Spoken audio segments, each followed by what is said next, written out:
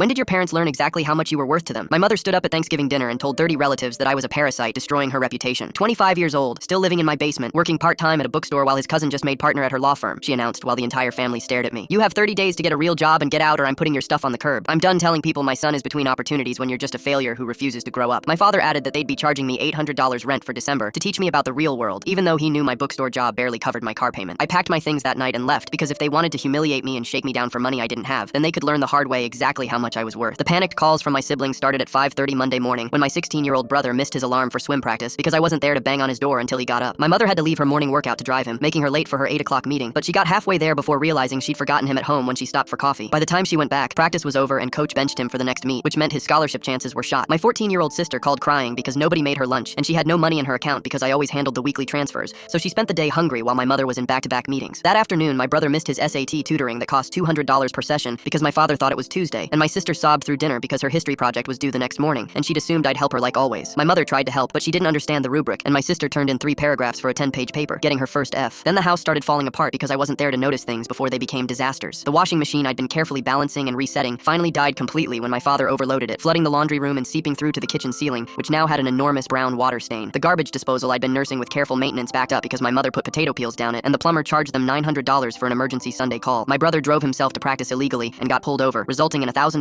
fine and a court date, while my sister missed her orthodontist appointment that had been booked 6 months in advance and now couldn't get another until spring, meaning her treatment would take an extra year at an additional $4,000. The internet got shut off during my mother's important video presentation because nobody knew the bill was on my credit card, making her look completely unprepared in front of her biggest client, who immediately questioned whether they should renew her contract. By week 3, they were hemorrhaging money trying to replace everything I used to do, spending over $5,000 on tutors, cleaning services, lawn care, and takeout for every meal. How hard can it be to run a house? My mother had said, but now she was leaving work early every day to drive my brother everywhere since he'd failed his driving test because nobody had practiced with him, and she got written up for excessive absences. The electricity got shut off because the autopay I'd set up years ago got canceled when they removed me from the account, and they spent 2 days without power before paying a $300 emergency reconnection fee. My sister's grades went from A's to C's without daily homework help, threatening her acceptance to the honors program, while my brother started failing math because I wasn't there to explain concepts the way he understood them. Then when they tried to host their annual holiday party that I'd always organized behind the scenes, everything came crashing down. They forgot to order catering until the day before, paying triple for rush delivery, but nobody remembered to get drinks, plates, or decorations. The house was a disaster because the cleaning service had quit after not being paid on time, and my mother was sobbing in the kitchen surrounded by 60 pounds of cold catering that arrived 3 hours late, while guests stood around drinking water from coffee mugs. My father's boss pulled him aside to ask if everything was all right at home because his work quality had plummeted, and my mother's biggest client dropped her after too many missed deadlines. My brother got rejected from his top college choice because nobody reminded him about the early application deadline, and my sister had a breakdown when she realized her GPA would keep her out of advanced classes next year. That night, my mother called me crying, begging me to come back. "We'll pay you $40,000 a year to just live here and keep doing what you were doing," she sobbed. My father grabbed the phone to add that they'd buy me a new car and convert the basement into a real apartment if I just came home. I hung up and blocked their numbers.